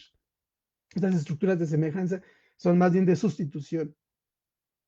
Entonces, relato la historia de los mexicas, perdón, como una historia imperial, una historia monárquica, porque es el modelo europeo. El poder tiene que tener monarcas, y lo dicen. Si no tiene monarca, no es un pueblo. Y entonces utilizamos la categoría de monarca. Surgen todos. Dijimos señoría, imperio, ahora vamos con monarcas. Y alguien dirá, pero son occidentales, ya lo dijo se me olvidó, trabaja en el Colegio de Jalisco, en los años 70, identificó todas las palabras occidentales para la historia prehispánica. Y en esa dijeron, no, bueno, entonces utilicemos palabras indígenas. En lugar de monarca, tlatoani. Sí, pero el tlatoani es lo mismo. Es decir, no tiene una especificidad diferente a las de las categorías monárquicas. Ese proceso de analogía, entonces, podemos ver cómo los mexicas pueden presentarse a veces como moros, ¿no? Como musulmanes. Cortés lo dice, aquí las mezquitas, etcétera, o el agua en Zempoala, etcétera. También se presenta como godos, que esta es una figura que les interesa bastante y que además, en términos de los indígenas, la van a retomar también. Y lo ven en la guerra, en las instituciones, en el poder, en la nobleza gentil, ¿no? Cuando hablamos de nobleza mexica, ya es un término occidental, una categoría política occidental, ¿no? Que tiene que ver con el feudalismo. Además de eso, tiene este sesgo, ¿no? De tipo germano. Pero también los podemos confundir con los, no confundir, sino también pueden presentarse como celtas druídicos. Y dirán, ¿cómo es eso? Pues sí, hay pasajes en donde los mexicas son como los celtas y sus sacerdotes como los druidas. Bien, también he hecho este trabajo ahora, es el que espero se presente ahora en el nuevo libro. Y no solamente yo lo identifiqué, luego vi que Chavero incluso hizo un trabajo, final del siglo XIX, principios del XX, sobre los celtas, porque justamente aparece esta analogía entre mexicas y celtas. Bien, de tal manera que este sistema analógico podemos convertir a los texcocanos o verlos como griegos, ¿no? Y por eso el náhuatl clásico es de los texcocanos, ¿no? Y a Nezahualcóyotl como el Salomón, ¿no? Sabio, justo, y además es el que diseña las infraestructuras hidráulicas, como de magia, ¿no? Sí, ahorita vamos, 50 años de que llegaron los españoles, haz el dique y ponlo ya, ¿no? Y ya resolvimos lo del agua, ¿no? Ok. Pues porque está puesto así, ¿no? Como un Salomón. O a los tlaxcaltecas como una república romana. Y también aquí están también, a veces aparecen otros como Egipto, los dioses como similares a los de Egipto, etcétera, etcétera, ¿no? Y si hacemos un recorrido de sacrificios, veremos una larga semejanza, un sistema analógico que nos lleva hasta Mesopotamia, etcétera. Bien, son promesas todo eso que ya está escrito, pero tiene que ser integrado en un libro y previamente presentado, ¿no? Entonces, lo que yo digo es que entonces en este sistema analógico los relatos mexicas no tienen una historia por sí mismos. Sí, pues para la mentalidad medieval, el chiste era decir, son mexicas, pero había que vestirlos de varias maneras. Como Cortés también se viste, ¿no? Como los propios españoles se visten. Entonces aquí nos dice, un héroe homérico, los pueden representar vestidos de armadura completa, con escudo, divisa francesa, ¿no? Y dice, no es falso, nos dice O'Gorman, sino por el contrario es una manera adecuada de expresar la idea que se quiere dar al personaje. Es decir, no se quiere reconstruir un personaje históricamente, sino que se utiliza como un elemento ejemplar, a veces moralizante, a veces de modelo, para los coetáneos, ¿no? Es decir, para la gente de esta época medieval. Bien, creo que ahí le dejo. Bueno, entonces uno de los elementos que va a estar presente en la representación del poder y la monarquía mexica son los godos, ¿no? Es decir, se va a tomar de las crónicas castellanas y aragonesas este modelo, ¿no? Entonces los mexicas van a ser vistos como godos germanos. Recuerden que los godos son los que el grupo germano que entra a Roma, que se habla de la caída de Roma, son los que ya finalizan el Imperio Romano, van y fundan un imperio en la parte occidental, España, Francia, luego se quedan en España, se intentan establecer un reino, ¿no? Que va a ser derrotado por los ejércitos del norte de África de fe musulmana, ¿no? Y entonces muchas de las instituciones, figuras, representaciones que vamos a tener de los mexicas va a ser en esa analogía con los godos. Pero con los godos gentiles, no con los godos cristianos, ¿no? Porque los godos en una época no son cristianos, luego son arrianos, luego son católicos. Entonces, ahí hay que tener como cuidado. Pero el asunto es que van a estar jugándose con este sistema analógico para hablar de algo, de darle contenido. El contenido, las estructuras, las instituciones, el ejercicio de la monarquía, la representación del monarca, tienen y se pueden rastrear claramente en estas crónicas medievales o en este imaginario medieval español. Bien, y con eso termino para que ya no podemos entrar a comentarios. Me alargué demasiado, demasiado. Entonces, nada más con eso terminaría. Si en las crónicas de la conquista se equipara el tratado con el rey cristiano, no es porque es decir, se le equipara, es decir, se le confronta, se le espejea, ¿no? Se dice es parecido a, no porque sea igual, porque tiene un orden inferior, por eso dice Cortés, es un señorío, no es un monarca. Luego se va a construir esta idea de los monarcas. No es porque el Tlatoani sean realmente reyes, sino que la figura del Tlatoani que se nos presenta como rey lo es en virtud de la concepción del poder divino dentro del imaginario occidental y bajo la lógica analógica medieval. Bien, yo en otro trabajo también he rastreado el término de Tlatoani, ¿no? Lingüísticamente, y efectivamente no hay esta figura, no, el término, el concepto de Tlatoani no corresponde a una figura de monarca, no, etimológicamente no lo corresponde. Es decir, ni en la lengua es posible hacer esta asimilación, pero sí está hecha desde la perspectiva española, ¿no? Hispánica, europea. Bien, luego un trabajo más largo de justamente ir revisando los elementos que se adjuntan se le atribuyen a estos. Las representaciones, en este caso, las representaciones que aparecen en el Códice de Durán de Moctezuma, pueden ser seguidas, ¿no? Encontrando sus modelos en la época medieval, en el siglo XVI, etc. Bien, este cuadro es el mismo. Aquí en estos no hay niños, en los de la derecha no hay niños, en los de la izquierda sí hay niños, pero tiene que ver con esta representación, ¿no? De Clodoveo Rey Godo en España, ¿no? Que además tiene símbolos bíblicos, no solamente porque hay niños, ¿no? Tiene símbolos bíblicos. Bien, aquí he hecho este ejercicio de comparación de cómo las figuras, las imágenes van cambiando según el momento de los linajes y las monarquías, que pasa exactamente lo mismo con las representaciones que va a ser Durán, etc., ¿no? Y bastan en estos códices postcoloniales, como en este caso de Aztatlán, en donde los monarcas mexicas tienen todos los elementos godo-gentiles, ¿no? Es decir, precristianos, como la cinta en la cabeza, que ahí la pusieron en blanca, pero Isidoro Sevilla dice que es roja, etcétera, etcétera. Bien, ya no me meto más. Más bien dejo ya que se hagan los comentarios porque ya me extendí demasiado en el preámbulo y ya no llegué como al contenido, ¿no? Bueno, Ahora la segunda parte de la presentación. perfecto, José. Creo que, bueno, podríamos estar aquí todo el rato y no dejaría de ser sumamente interesante lo que estás compartiendo. Creo que a varios de los que nos están siguiendo en redes sociales, les ha interesado bastante y yo creo que muchos sí se quedaron podríamos decirlo sin palabras, ¿no? Porque estas situaciones llevan a repensar y a negar lo que uno previamente concebía, ¿no? Sin embargo, pues sí tenemos ahí algunas preguntas, mandan saludos de diversos lados. José Manuel Martínez manda saludos, ¿cómo se llama? Claudia Garza, José Manuel Martínez, Valencia, Sofía Hernández, están mandando sus saludos, les parece muy interesante tu charla.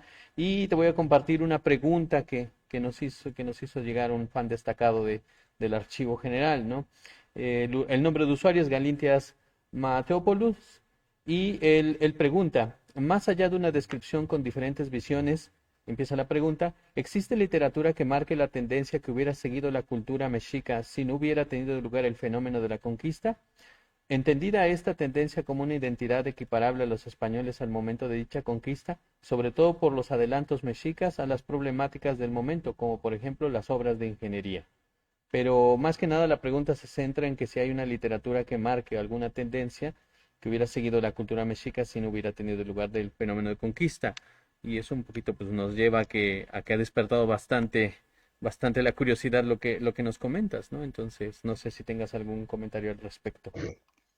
Sí, ahora no recuerdo el texto, lo vi hace mucho de alguien que intentaba hacer como una especie de figuración nostálgica, cómo, cómo sería América en el caso mexicano, prehispánico, cómo sería si no hubiera habido conquista. Bien, sí, es un método que algunos historiadores han utilizado, ¿no? Para plantear posibilidades históricas, ¿no?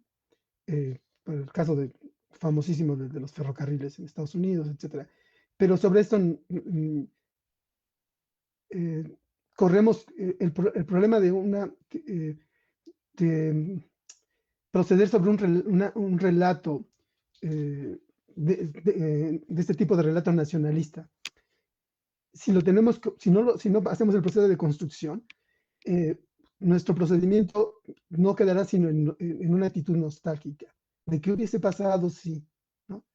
Y no enfrentamos lo que ha ocurrido y lo enfrentamos de otra manera. Ese es como el punto. Es como, yo diría, no es que no lo podamos hacer o que haya cierta literatura que lo plantee, eh, sino que como que la tarea que yo me pienso es otra, esta tarea de construcción, de romper esta estructura narrativa, este relato, este discurso, ¿no? Que pesa sobre nosotros para abrirnos camino y entonces pensar posibilidades.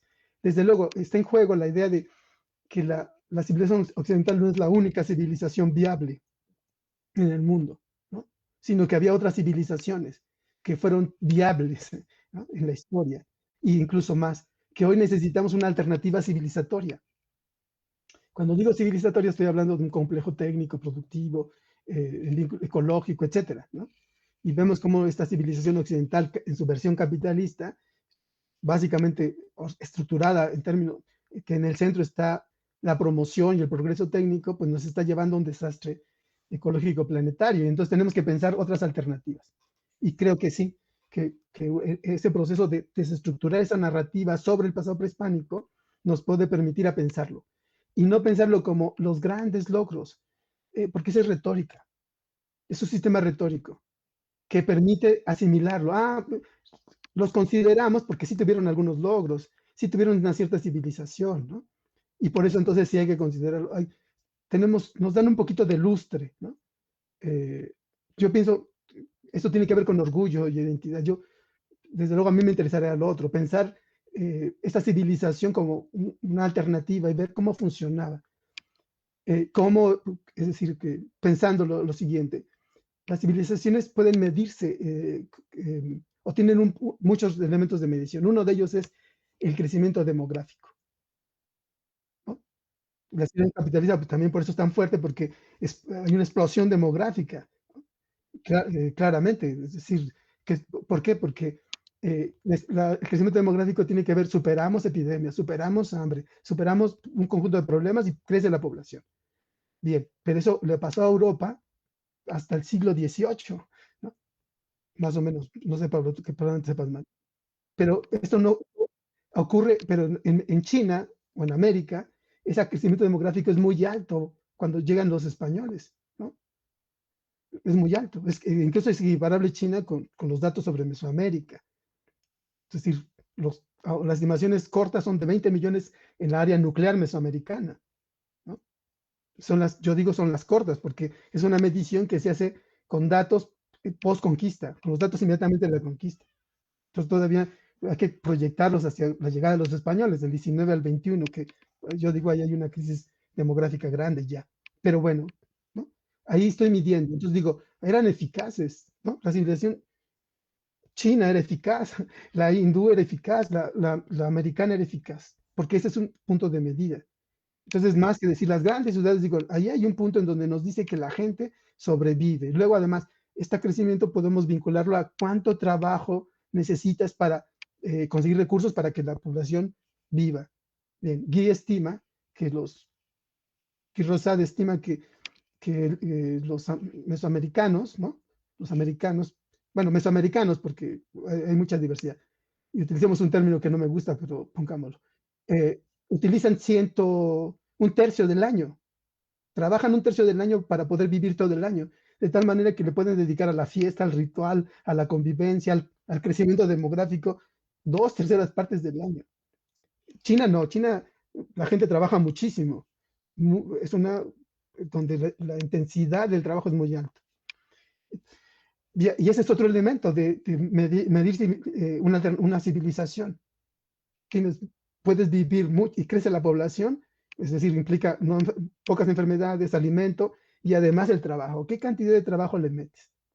¿No? Otro elemento, destrucción de la naturaleza. Sí, los mesoamericanos vemos, hay ciertos registros de que tienen problemas en varios lados, pero en general son pueblos, son grupos que se adapta a la naturaleza para producir, ¿no? La cuenca, regulación del lago, no desecación del lago. Los españoles que necesitan desecar el lago para instalar su ciudad y su civilización necesitan desecar el lago.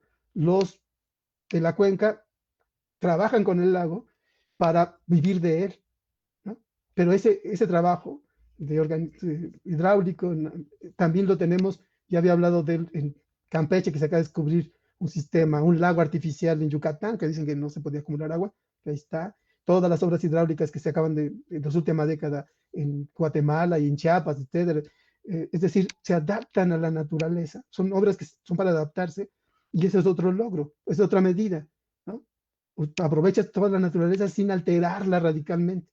Bueno, yo digo, bueno, no es que vamos a regresar a la civilización prehispánica, porque además es difícil, no la conoce, difícil que la conozcamos en todos sus elementos, ¿no? Pero nos puede romper con esta estructura, este relato nacionalista occidental, colonizado, nos puede pensar en posibilidades civilizatorias, ¿no?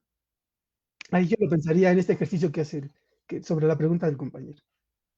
Muy bien, José. Yo quisiera hacer una pregunta y sobre todo pensándole en público que usualmente no está inmerso en estas cuestiones académicas científicas y sería en función en esto de ubicar, y fue algo que tú ponderaste mucho en tu trabajo, que hay que evitar poner las fuentes como elementos de primera mano, como elementos que nos portan la verdad, sino que tratarlos como objetos de investigación. Entonces, eso quiere decir que nosotros vamos a indagar al documento. ¿Qué le vamos a hacer al documento para quitarle esta cuestión de portada de verdad y dejarlo como un objeto de investigación? Sí, bueno, primero que romper con esta idea aurática, ¿no? De autoridad de las fuentes, eso es lo primero. Sí, las fuentes pueden darnos información, pero también nos dan sus versiones del mundo, aunque sea documento de primera mano, ¿no? Aún el documento de primera nos ofrece una manera que se organiza el mundo. Incluso, por ejemplo, si hablamos de documentos de impuestos, que serían como, alguien diría los más neutros, ¿no? Porque hay que ver cómo se clasifica quién debe tributar el impuesto, en dónde, etcétera. Ahí hay una organización social ya metida, ¿no?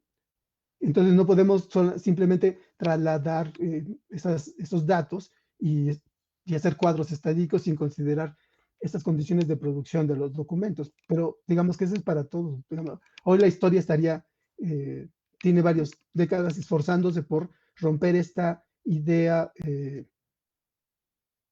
sí, aurática de las fuentes. Luego, además, más si son escritos que para nosotros sean como de segunda mano, son relatos, está armándose relatos, ¿no? Además, ese es lo segundo, el primer punto, romper esta calidad aurática de la fuente, de decir, si es de época, nos dirá la verdad, no debemos considerar eso. Y entonces debemos darle un peso al proceso de interpretación de esos trabajos. ¿Cómo interpretamos? Bueno, los historiadores interpretan construyendo contextos de época, ¿no? Ese es un elemento de interpretación. Otro elemento de interpretación es mirando las estructuras de los textos, ¿no? Ahora sí que la nueva historiografía nos ha incorporado elementos de análisis del discurso, análisis narrativos, experiencias de otras disciplinas para podernos meter en los textos. Y en la medida que vamos mirando y observando la manera en cómo se está estructurado los textos, se dicen las cosas, no solamente en todo lo que se dice, sino cómo se dice, y vinculándolo a los contextos, podemos hacer esa labor de interpretación, ¿no? Algunos casos como nuestros textos son muy claros en el sentido de que, como decía yo, los pasajes del mío Cid en Cortés deberían haber sido puntos de alerta desde el principio, ¿no? Desde que la antropología e historia científica ocupó esos documentos. Desde ese momento ya tendría que haberlo hecho. Pero los que lo utilizaron no hacían ese trabajo de historización. Yo diría que es como la visión de los vencidos. ahí no hay un trabajo de historización del texto, ¿no? Sino hay una replicación del texto. Se toman los textos y se les da una forma y un contexto. No hay trabajo de historización. Porque si hacemos ese trabajo de historización, veremos que los presagios, en términos contextuales, y las profecías están en la literatura medieval. Y ha hecho ese trabajo excelentemente, lo ha encontrado hasta en las cruzadas, ¿no? Y entonces ahí ya podemos decir, pero ¿cómo confundir esto que son un sistema de profecías y de presagios y de símbolos occidentales cristianos si se los vamos a adjudicar a los prehispánicos? Eso implica un contexto.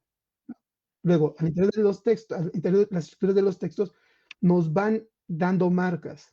Entonces yo digo, cuando Moctezuma mete lo del señorío de Moctezuma, cuando mete lo de la tiranía, cuando mete el sacrificio, tiene que ver con la estructura retórica que está utilizando. No aparece de repente, no hace un apartado, y ahora te voy a describir la religión y los sacrificios, ¿no? Sino va apareciendo según la necesidad discursiva que tiene Cortés. Y esa estructura nos permite interpretar el texto, y son marcas. ¿Por qué dice tirano? ¿Qué significa un tirano en la Edad Media o para los españoles en el siglo XVI? Y entonces hay una literatura del tirano, el monarca tirano, la idea de que el monarca tirano puede ser derrotado y caído. ¿Y en qué consiste el monarca tirano? Porque el monarca tirano generalmente se identifica con aquellos que no creen en Cristo, ¿no? Es el gran grupo primero. Y el otro, el que peca contra su pueblo, que tiene que ver con los cristianos. Entonces hay un concepto de tiranía que hay que investigar en época. O sea, no podemos decir, dice tiranía y entonces, pensemos en explotación y utilicemos está utilizando un concepto marxista, bueno, Cortés, ¿no? Y el Marx, ¿no? Y ya, tiranía es igual a explotación, ¿no? No sé si se me entiende. Ese es un anacronismo, lo cual no quiere decir que no haya explotación, yo no estoy diciendo que no haya, es probable que haya habido, etcétera, y relaciones de dominio, etcétera. Pero estoy pensando en el texto de Cortés, y en el texto de Cortés me va dando marcas y elementos que me remiten a ese contexto que estoy trabajando, ¿no? Entonces, el término de tirano es un término utilizado medievalmente y no renacentistamente, ¿no? Y ahí ya hago contextos, trabajo contextualmente. Desde luego no estoy solo, hay muchos otros que están investigando, han hecho historia cultural de España, de la mentalidad, incluso de la historiografía española, desde la cual uno construye esto. Pero es esa relación entre la construcción de contextos y las estructuras de los textos, de donde surge la interpretación. Entonces, no es una interpretación especulativa, no me lo voy a inventar. Interpreto porque requiero decir qué cosas sobre esos datos, relatos, descripciones que me está haciendo el autor, ¿no? Porque estoy separado de él varios siglos, entonces no me es claro para mí. Parece claro porque cuando lo utilizamos a Cortés como fuente y vamos utilizando lo que va haciendo como el relato moderno, obviamente que ahí no hay manera de hacer crítica del texto. Estoy asumiendo como verdad, ¿no? De la otra manera, me esfuerzo por hacer interpretación. Interpretar quiere decir, sigo el texto, sí dice lo que dice, pero también me fijo cómo lo dice, en función de qué lo dice, y a partir de eso trabajo los contextos de época. Y eso lo hacemos en textos complejos, ¿no? Pero también debe ser en documentos institucionales aislados, digo, no para cada documento, pero debe estar presente esta idea de una interpretación científica, pues.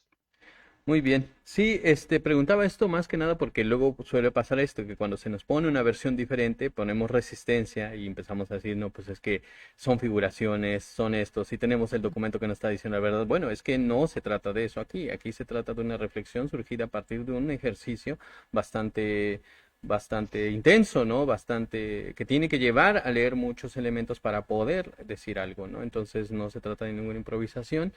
Y de esa manera hacemos un llamado a las personas a que no se conformen con lo que siempre se les ha dicho, sino que vayan más allá, se enteren de las cosas de la época y en función de eso las reflexiones van a ir cambiando, ¿no? Vamos a ver si tenemos alguna otra preguntita. No, yo digo, es que la verdad sí siento que muchas de las cosas que mencionaste, yo creo que han de haber dejado con la boca abierta a bastantes, con el pensamiento así, ay caray, entonces todo lo que ya tenía yo bien sabido y conocido, pues qué pasa, ¿no? Y se puede entender en esa manera. Así que pues ahorita pues preguntas ya no tenemos saludos de la gente, Arturo López Cruz, Anaí Jacome, Vicente Guif, ahí nos están mandando sus saludos y nos están mencionando que están aquí atentos, y en ese sentido pues también se les manda un saludo de regreso. Y pues bueno, como no hay otras reflexiones, no sé si tengas algún comentario final, José. Mira, yo decía que estas ideas que a lo mejor para varios son nuevas, para los del seminario y un grupo de gente que pues, ha ido creciendo poco a poco sobre esto, eh, digamos que ya está familiarizado, pienso para la gente nueva, que cómo acceder a este trabajo para que vean con más detalle, con más calma, estas ideas que ahora son un poco abrumadoras porque son muchas al mismo tiempo, cruzándose. Pues está el libro de Guy Rosat, de indios, reales indios imaginarios. Ahora está reeditado por Navarra ahora, una nueva versión con nuevos elementos. Bien, es un texto ya de varios años, pero este es un texto clave. Es un texto clave. Muchas cosas de las que estoy diciendo aquí, pues están en ese texto. Estoy un poco repitiendo lo que dice aquí, pero ahí está, de hecho, de manera puntual, clara, y se puede trabajar con calma. Entonces, el que pueda acceder al texto de Guy Rosat, indios, reales indios imaginarios, pues podrá aclararse tal vez muchas cosas de esto. Bien, yo tengo mi propio libro, que es la colonización del pasado, que está en colofón. Todavía se consigue, al parecer, que ya están agotando en las librerías. Y se puede conseguir en colofón, se puede comprar por internet si se quiere. Que ahí hablo sobre este asunto de los mexicas, en particular de la crónica de Alvarado Tesosomo, y muchos de los elementos que acá, que no he alcanzado a desarrollar, porque un exceso de mi parte, pues están planteados ahí. Pero también está el blog de Guy Rosat, donde hay varios artículos, más libros, que se llama Repensar la Conquista. Entonces pueden entrar ahí, poner Repensar la Conquista y ya ahí se les va a abrir un mundo de publicaciones y artículos. Y luego están ya en el canal de YouTube los últimos seminarios. Bueno, no, yo ya subí, sí, los últimos 4 seminarios, ¿no? Yo ya subí, están en el canal de Guy Rosat o en el canal mío, José Pantoja, y ahí están ponencias, algunas súper interesantes, divertidas, algunas muy sesudas, en donde se pueden ir viendo los diferentes tópicos, ¿no? Si les interesa un autor en particular o un tema, pues ahí hay un montón de ponencias ya que nos las presentan. Entonces, y hay una base sobre la que, sin ser especialista en estos temas, digamos, se puede entrar a una oferta o sí, no sé si oferta es un poco feo, pero sí a una alternativa en la cual el elemento clave o el eje es la reflexión sobre los acontecimientos, no la repetición del relato, sino reflexionamos sobre ellos. Y bueno, de ahí lo que salga para cada quien, no hay una sola línea, ¿no? De conclusión o de salida. Eso es bueno, eso básicamente creo que es lo que quería cerrar. Sí, no, claro, está súper interesante. También desde aquí les hacemos la invitación a los que nos están siguiendo que se contacten con nosotros, que aquí también les daremos la guía para poder acceder a esos materiales. Nos pueden ahí mandar un mensaje por las redes sociales y nosotros los vamos a redirigir a estos lugares donde efectivamente, como dice el doctor José Pantoja, es una alternativa de pensamiento, es una alternativa de reflexión que yo creo que más que otra cosa resulta en un beneficio a las reflexiones actuales, que son las que tienen que cambiar, ¿no? Entonces, pues dicho eso, pues damos por concluida esta interesante sesión. Esperemos que no sea la última vez que escuchemos y oigamos al doctor Pantoja. Creo que podríamos seguir agendando diversas situaciones en función de la agenda del mismo investigador, y vamos a seguir charlando, vamos a seguir repensando, y pues se les hace una invitación a seguir los contenidos que estamos divulgando en las redes sociales del Archivo General del Estado de Veracruz, y sobre todo que estén muy atentos en agosto, porque en agosto se va a realizar una edición más del seminario Repensar la Conquista, que va por su segunda sesión en este año. Entonces, no, aquí en las redes sociales del archivo vamos a dar aviso de esos eventos, y esténse muy atentos porque pues las reflexiones tienen que seguir. Entonces, en ese sentido, vamos a darles también su debido seguimiento, ¿no? Entonces, a nombre de la dirección, a nombre de las jefaturas de archivo gráfico, de archivo administrativo, de archivo histórico. Les agradezco mucho su atención, su participación en esta sesión y pues vamos a estar pendientes a las próximas y ojalá puedan acompañarnos también. Muchísimas gracias, que tengan todos un excelente día, una excelente tarde y nos vemos en la próxima. Gracias, doctor José Pantoja. Gracias a ustedes.